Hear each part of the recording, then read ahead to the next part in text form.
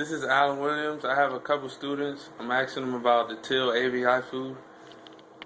This is Tim on the left, Vaughn on the right. What do you guys think about Till's food? What food? You mean the garbage that they serve on plates? And the garbage juice that they serve in glass cups? That's not food. I personally do not like the food. The food frustrates me, and at times, I starve. Do you think we have enough variety of food here? There are not a lot of varieties of food here. It's always the same stuff over and over again. I like cereal, and they don't have enough cereal sometimes. So that bothers me, but honestly, they need a lot more food and serve more than one meal a day. Yes. Give better opportunities because we don't like pork loin, and they serve pork loin and good. I hate pork loin. What are some ways they can bring more variety of food here? You know, they can move restaurants closer onto campus, you know, give students the chance of, you know, going out and get what they like, you know, get a hamburger from Wendy's or, you know, McDonald's. That will solve a lot. McDonald's. Yeah.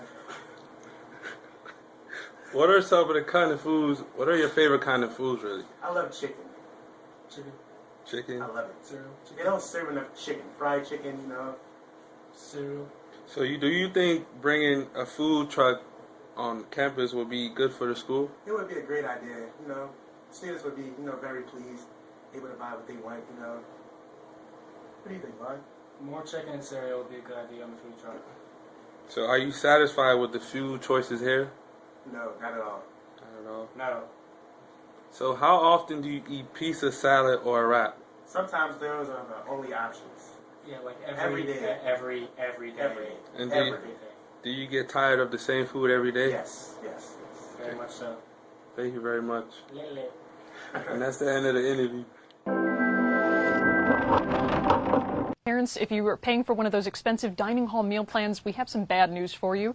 Your student may not be using it. Food trucks are one of the hottest trends on college campuses, but they're a little controversial too. We have Sanette Tanaka here to talk to us about what's going on the food truck market. This actually really surprised me. I had no idea that food trucks were big on college campuses. How did that come about? Well, food trucks have been big in large cities for a couple of years now, but now more schools are launching food trucks under their own university-run dining programs.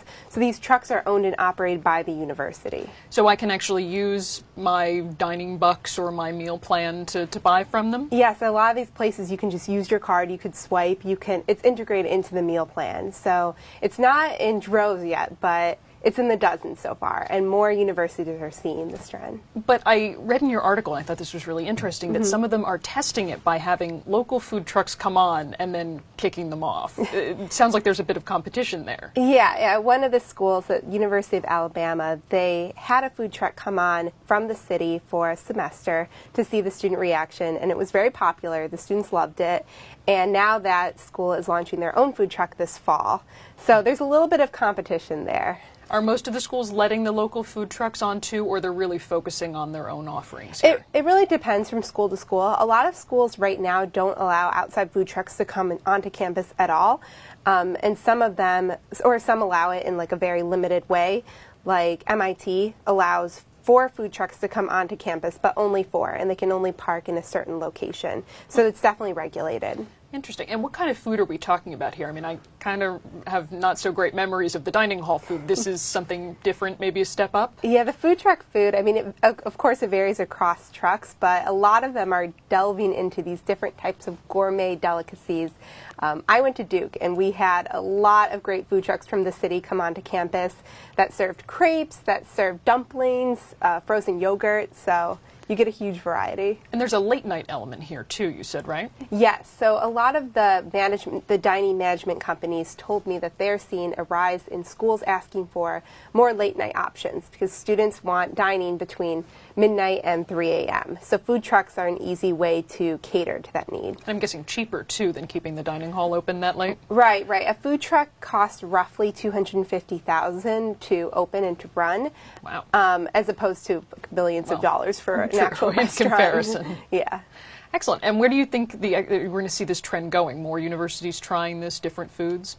Well, the universities I spoke with and the dining management companies told me that they expect to see this trend growing as more universities try to get on board.